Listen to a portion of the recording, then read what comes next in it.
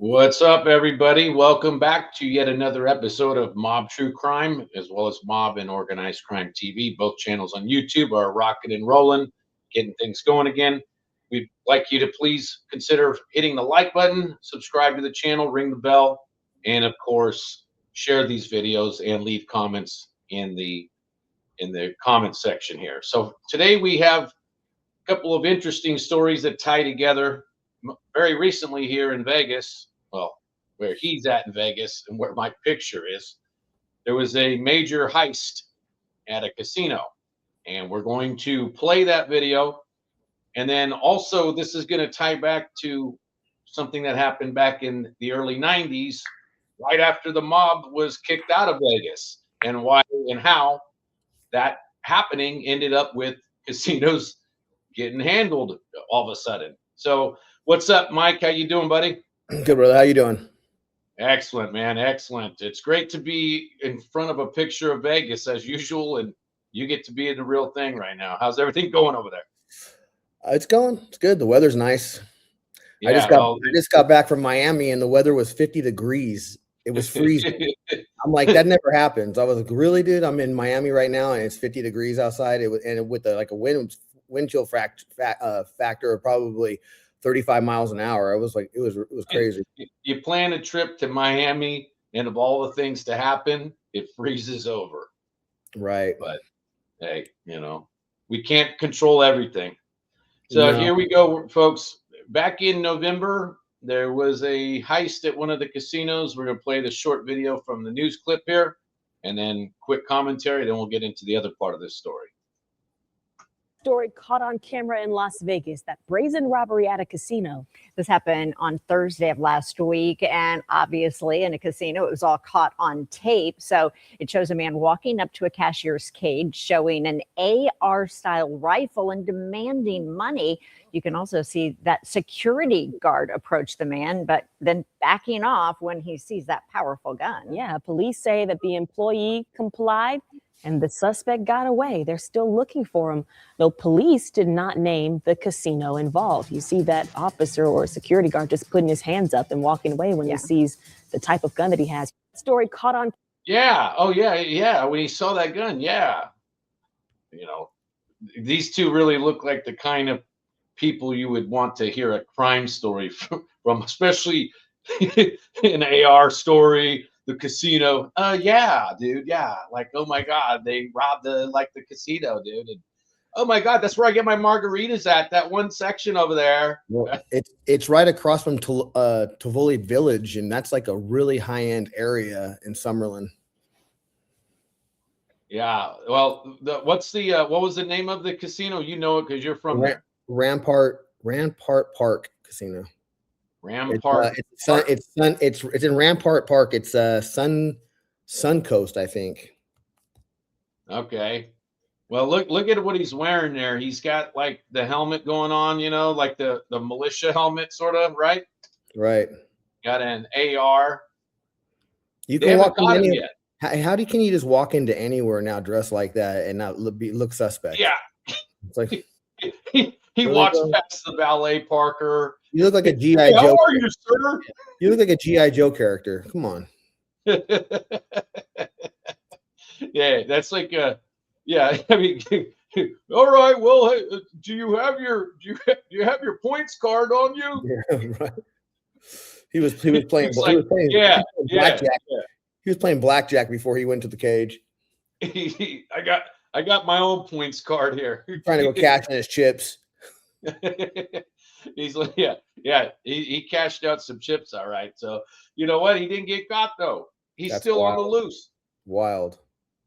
The FBI's offering $5, bro. To see this dude like this on a bicycle. He did. He escaped on a bike. That's He had a 10-speed. I was like, dude, come on, man. Bro, he's got his freaking AR and hilarious. Escaping on the 10-speed, old school.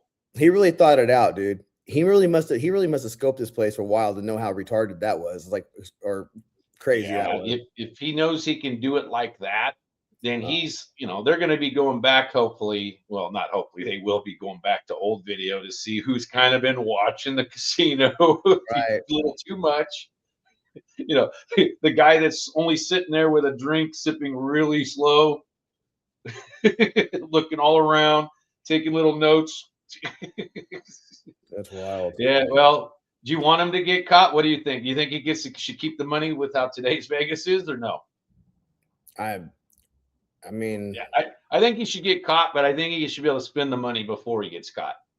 I hope they catch him because I don't support crime, but since he did it with a 10-speed and an AR and the helmet, let him spend it before he goes away for 20 plus years, because they're not going to play around with him in Nevada, bro. no, not at all.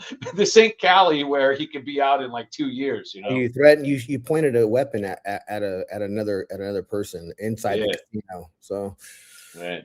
That's wild. He's not going to get the progressive liberal treatment like he would if he was in California. They'd say he looks like a potential victim of long-term issues, and there's been issues in his past, and if it was California and they tackled him, he'd have a lawsuit against them. Well, that's the other thing. If he got arrested in the middle of doing it, he would be able to sue the DA and sue the cops in the casino, and they would be forced into a good plea deal for him. You broke my ankle. Yeah. I'm suing.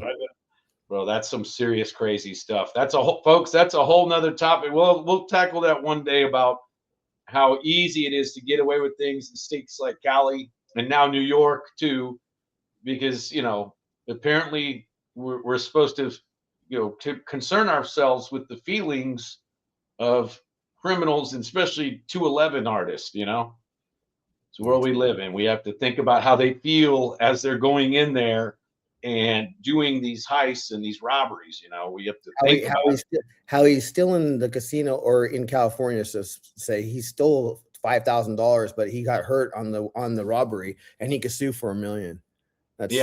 Well, there. You know what? A smart crook is going to say, "Hey, let me jack a casino in Cali, like let's just say the card place, the card casino down there in Commerce, California. We're both familiar with that place, right?" You go in there, not me and you, but just the theoretical guy goes in there, knowing that maybe he just needs to slip while doing do the robbery in such a way where you're going to get grabbed, fall down, hurt yourself, and you get richer than you would from the heist itself, and you probably get less time because you didn't go across through the door yet. So it's technically kind of in this casino. It might just be a gun possession at that point. That's wild. By the way, if you're a nutcase out there, do not follow what I just said. Do not listen to what I just said, and do not copy what I just said. I'll tell you if you do try that. All right. Don't try this at home, kids. Kids, don't try this at home. So check this out. So when I saw this story, it took me back to many, many years ago. And, back in the day in 1994, I was going in and out of Vegas mainly to go back east.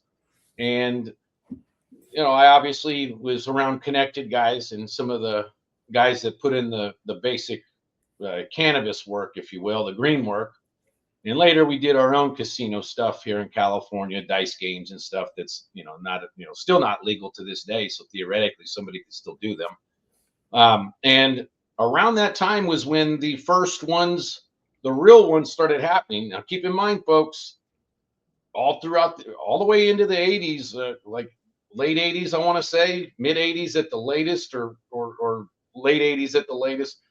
A lot of the casinos still had Midwest mob influence. They had the Chicago guys out there at the Stardust and other places. There was a bunch, the Dunes, all the old school casinos had been connected. They had connections to New York, of course, and Detroit. Mostly Chicago.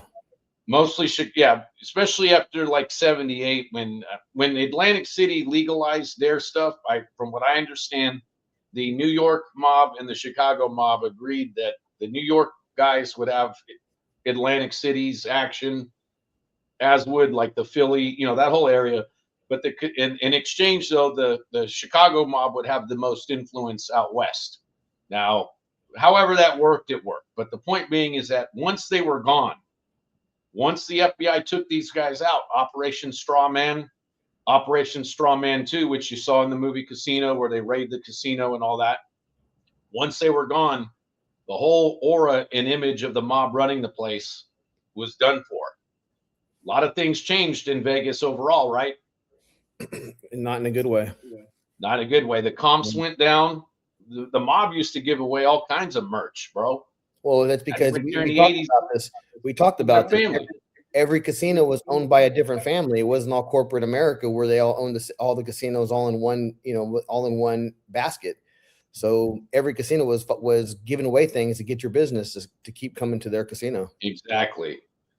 And there were a lot of casinos at the time. The Strip was obviously much less packed when it came to the big, resorts that we see now. Caesars and those casinos were around, of course, and the Mirage, and I think Excalibur was like built in '93, so that lets you know how few of the casinos were even up at that point. Maybe 91. No, I think it was even later than that. 94. Yeah, somewhere around there. You gotta be curious. I want to look now. Man, look it up. So I was there around 94, 95. I think the only thing that was there at that time at that end of the Strip was I thought Excalibur was the furthest one, if I remember right. Look it up. In the Luxor, I think. I don't know. Let's see.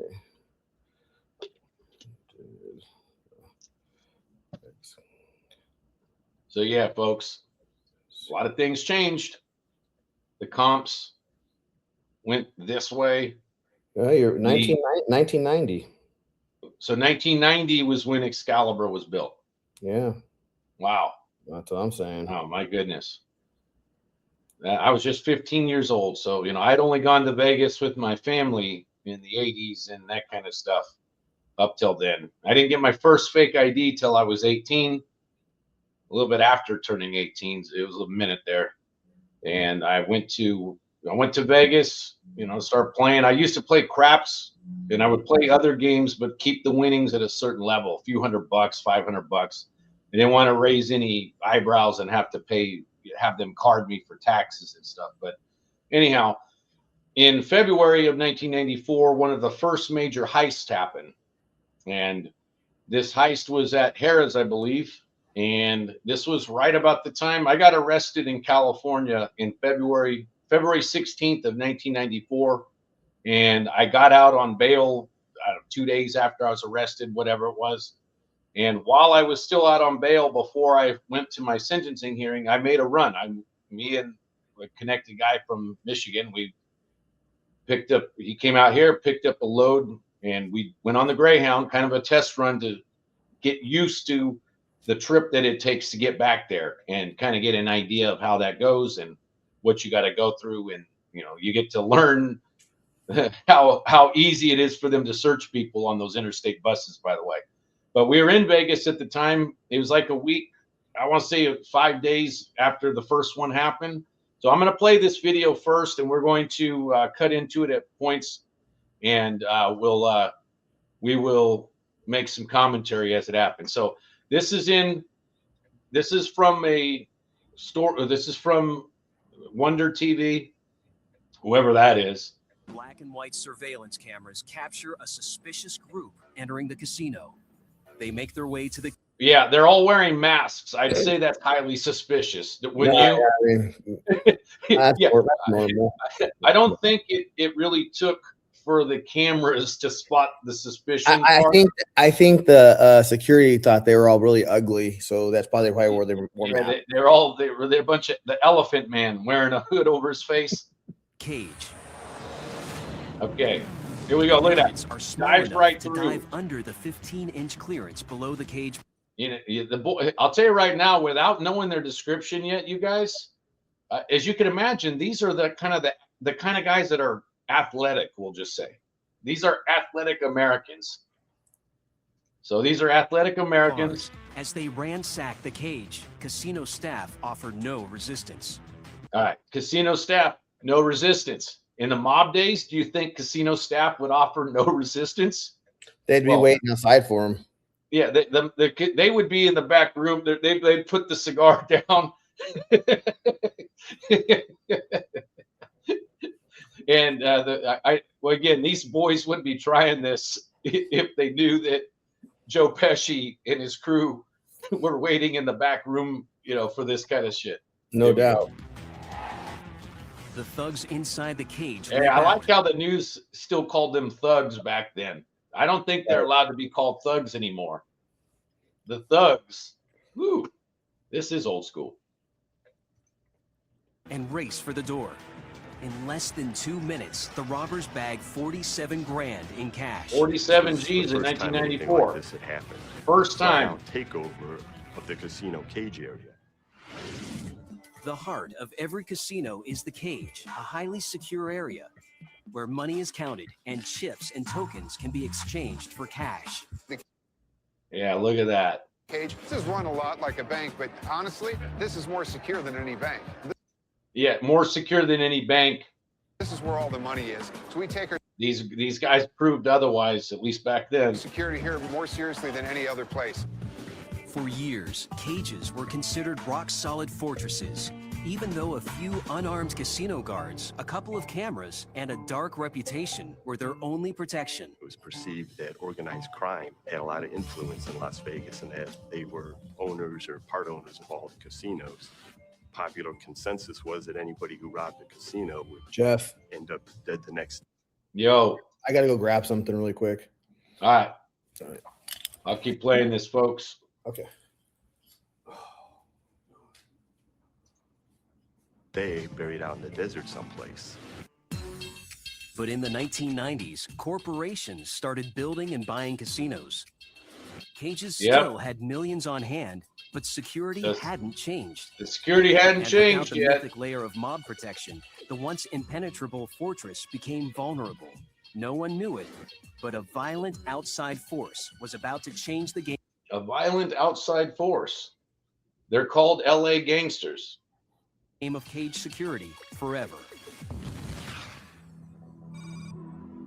The Aladdin. Okay, the Aladdin, February 22nd, 1994. So this would have been, geez, it would have been right about the time, it was a few days after, I think, that I was passing through there with my bro at the time from back east. In casino. Tourists work the slots. I don't think the Aladdin's around Players anymore huddle either. around the gaming tables. Maybe it is. No, it's not. At 9 p.m., black and white surveillance cameras capture a suspicious group entering the casino. They've got masks on, they've got guns, they start yelling, hitting people, knocking people down. They make their way to the cage. That wouldn't have been allowed. The bandits are small enough to dive under the 15-inch clearance. See, below back in the cage day, bars. They open up all the drawers, grab those clearances were much higher than they are now. They almost every casino now has them a lot lower. So they have it straight. And They have it these were straight to just- it's straight to the table. Yeah, and the thing about it too is back then, because the mob ran these places and nobody dared mess around, the cages themselves, it was like a decoration kind of cage rather than like real, Fort Knox bars. You know what I'm saying? It was just there to have a counter. It kept the honest people out.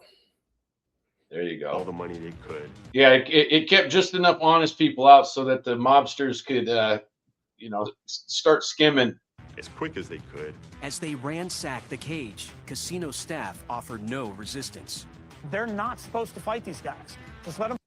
They're not supposed to. Now, imagine if the mob ran it. Would the mob's policy be, we're not supposed to fight these guys? Not the people working. Most of them are usually ladies working back there. Yeah. Well, back then in the 80s or whatever, if this had been tried, most likely there would have been a couple guys on the floor who probably don't work at the casino. Whether they're armed or not, who knows? But no matter what, they're going to be clocking this out, and they'll have their own, they'll have their own way of dealing with the problem. That's why I said they'd probably be waiting outside the door for them. Yeah, there you go. They would have they would have been on point with this at some. You know, Take it, back off. No amount of money is worth your life. no, it ain't worth your life. The thugs inside the cage leap out and race for the door. In Look at less that. than 2 minutes, the robbers bag 47 grand in cash. This was the first time anything like this had happened. A flat-out takeover of the casino cage area. Casino cameras see it all.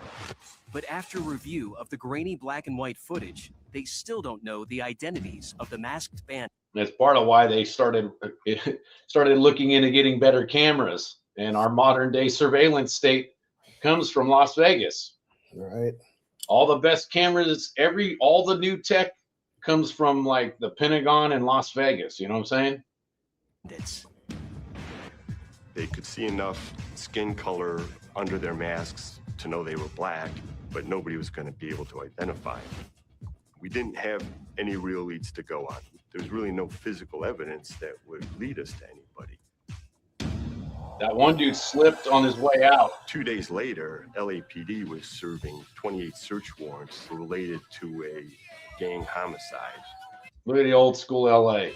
The police rolled up at one of these. Look at that. I think they're in an MA neighborhood, you know, a Sereno neighborhood doing the filming for this one. Locations, and a bag comes flying out, lands practically at their feet. They look in the bag, and there's a bunch of Aladdin casino money wrappers in there. Of course, that's our first. Why did they throw them out the window? Guys who robbed the casino. They were being raided, and I think the dude was going to run out. You know, they were being raided for other reasons. And when you got a big old pillowcase filled with cash, you're going to want to escape, but you probably want to take the money with you. So he probably threw it out. He didn't know there was more agents outside. Well, yeah, that's usually how those raids go. They got cops on each They're everywhere. side, but you know, sometimes the dudes escape. Casino had a connection to LA. But no one is sure exactly what the connection is. The LAPD immediately calls Las Vegas police, and since the investigation has crossed state lines, the FBI gets involved. All three agencies Wouldn't the focus FBI attention get on involved anyways? No, not for a normal robbery like that. For money? If it was in a bank, casino? yes. I guess. State lines. But basically, bro, with how Vegas is, it's right there, as you know, with us. It's so easy to be in California or Arizona. It's our backyard. Vegas is the backyard. Yeah, you know, it's damn near going to be interstate every time if it's especially when California gangsters from the 90s like this were pulling up on them. potential LA gang connection. But nothing comes of it, and the investigation goes cold. Nobody snitched yet.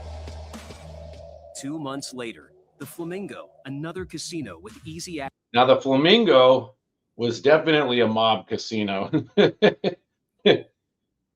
Not at that point, it wasn't. No. Not at that point. I feel like they moved it. It's still up though, right? It's Yeah. been totally renovated though. I think the Flamingo's still up, but I don't think it's not the same one from back then. Access to the cage is hit. Four If someone in the comments section wants to correct us, feel free. guys come running in, guns out, all masked up, vault the counter, grab the money. They all leave, get in a stolen van, take off. Took less than 2 minutes, and they were out of there with $150,000. 150, bro. 150,000 on that one. Damn. That's a lot of money now. That was a lot more in 1994. Once again, the robbers leave behind no clues, little evidence, and no suspects. Desperate to avoid a mass exodus of customers, Vegas increases camera coverage and adds security on casino floors. The reason that everybody was so concerned about this robbery series was that they didn't want it to affect tourism. They didn't want anybody not to feel safe in a hotel in Las Vegas. Oh, it sure got worse from there, huh? If their goal was long-term safety, they struck out badly because bro, some of these old school casinos are be in the hood now, bro. Right. Vegas didn't play their cards right on that one. And that's what this gang was making. That's why I stick to the resort zone. People feel unsafe. They were unsafe. Nobody wants to go to a hotel that, looks like you're in Vegas. Nobody wants to go to a hotel and have Bloods and Crips robbing the place. Right. Yeah, we get that. We got another 5 minutes There's on no this. stopping We'll the be wrapped up, bandits. folks. 2 days later, they hit Harris. Only this time, they amp up the attack. Wow. Look at that, bro. 4 young men come running in, pistol whip a lady. They hit another guy in the head. See, now they're starting to do the more crazy stuff. Not good, fellas. 2 of them vault the counter. They grab another guy by the hair, hold the gun to his head, while the 2 behind the counter rifle the drawers. Jump back over the counter. They all run outside with a little over $97,000. 97K. Hey, 45, 100 and whatever it was. It's adding up. They crash through a gate and they go into the Harris parking garage where they switch to another vehicle. Police officer sees this van coming out with its lights off, 3 in the morning. He starts following it. The van takes off, the chase is on. They get the helicopter up, the squad cars Oh, the ghetto bird. converge, and there's a 20-minute high-speed chase through Vegas. Oh, that's not. I think you're right. Bro, a chase on the strip, that's not safe at all. Subjects ram a police car that's at a roadblock. The other thing, too, is these Vegas cops weren't used to Crips and Bloods by then. They are now, but back in those days, Vegas was much smaller, and, it was mobsters and, those racketeer guys. There was drug runners and stuff, of course, but Vegas was strict on that. You could go to prison for a freaking seed back then. Control hit a fire hydrant, crash Now you can smell like pot all over the casino and probably smoke in the bathroom. into a telephone pole, and everybody scattered. Police canine units pursue on Look at foot. that. Vegas Metros. 30 harrowing minutes later, they bust all 4 thieves, plus the getaway driver. All because he didn't turn his headlights on. Yeah. The brother should have followed traffic rules. Even though he was robbing a place, you should have followed the traffic laws, at least till you get to the, Discovered that the terrifying casino cage attackers are just teenagers from Los Angeles gangs, hoping to build up their street credibility. The gangs will use kids for a lot of stuff. They'll use them as lookouts. They'll use them Yo, as couriers. what up, They'll use homie? them to pass messages, sometimes make deliveries or carry money.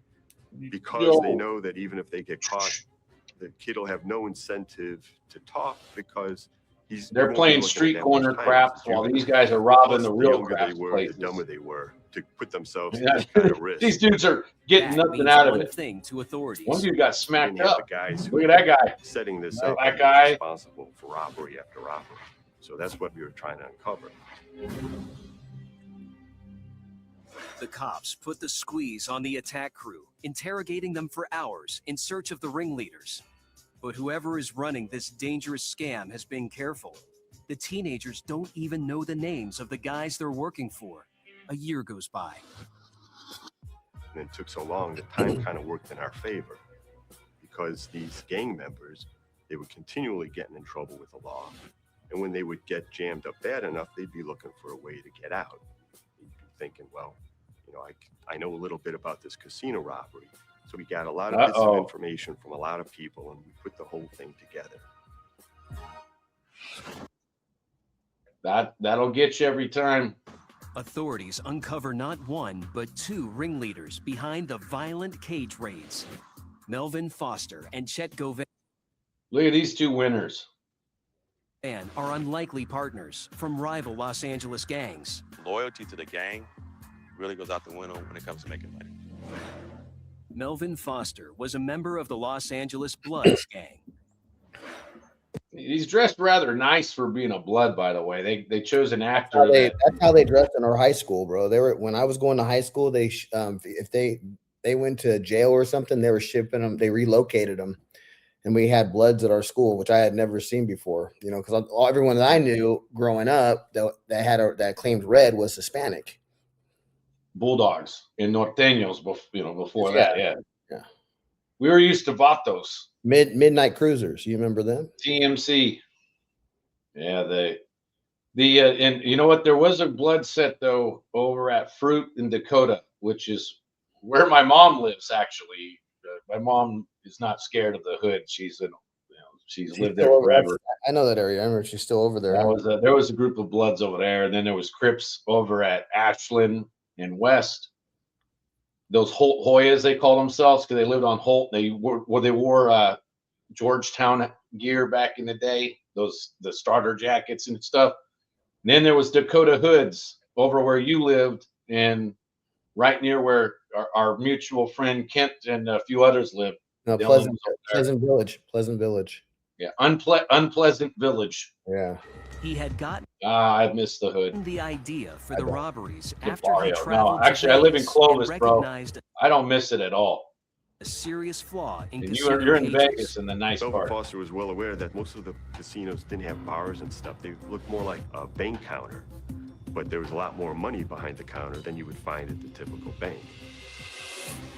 Foster had mapped out a plan. He started by choosing casinos with cages close to exits and with the fewest cameras and security guards.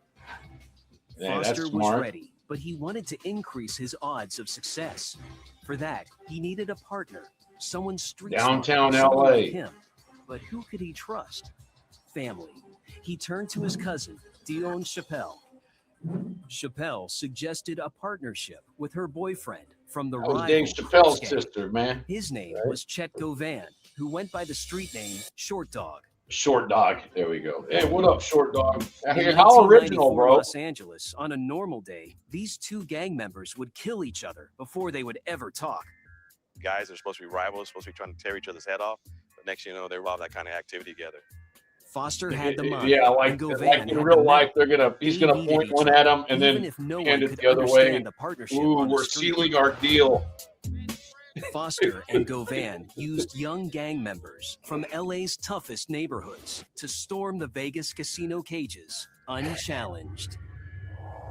Finding young men in the streets Yeah, that were willing to get involved. the especially 90s if they era got guys were it was really easy because still they a know different they're breed, willing to though. go out and do 80s and something 90s crazy. era Crips and Bloods and After the gangbangers and heist, the gang gangsters in used two California. escape cars. The first was for the getaway from the casino. The second car was waiting in a parking garage. Then they switched into that car with the money and headed to Los Angeles. The masterminds waited nearby. Chet Govan and Melvin Foster wouldn't be anywhere near the casino during the robbery. Smart When guys they on got that word one. the heist was pulled off, Govan and Foster made their way back to South Central Los Angeles in their own car. This way, they would never be connected with either the robbers, the physical evidence from the robbery. Now, folks, for those of you who aren't from our area, the drive from Vegas to LA, especially late at night like that, it's just one long ride through the desert.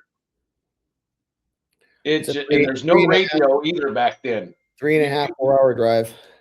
Yeah, so you would imagine though you've got all that loot on you, and knowing that, bro, driving in that area, that's a hot zone for the CHP though too. They catch all kinds of people driving in and out of Vegas that are driving fast because nobody wants to drive in that monotonous drive for any longer than they have to. Right. The desert back there between Nevada and into through San Bernardino County and Riverside and into LA, it's a lousy drive. It sucks. Robbery or even the money. Incredibly, Foster and Govan didn't give a dime to the brazen young gang members who Look at that. They didn't pay their boys nothing, bro. They were so greedy. Maybe they were like a real mob boss in that way, huh?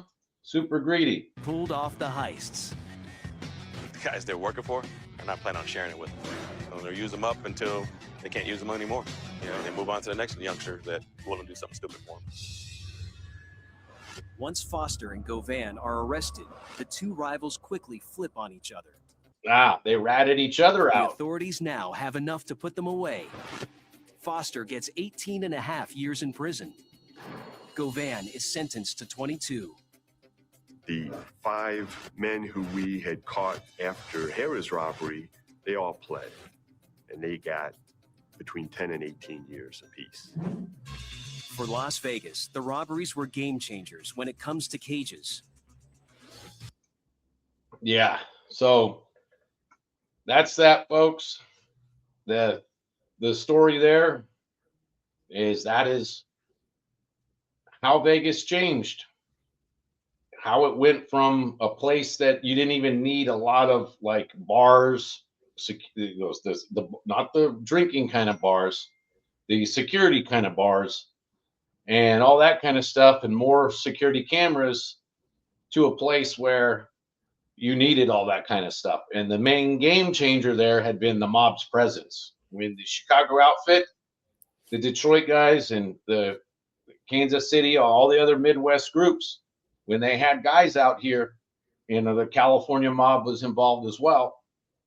It was a different game, literally a different game. More comps.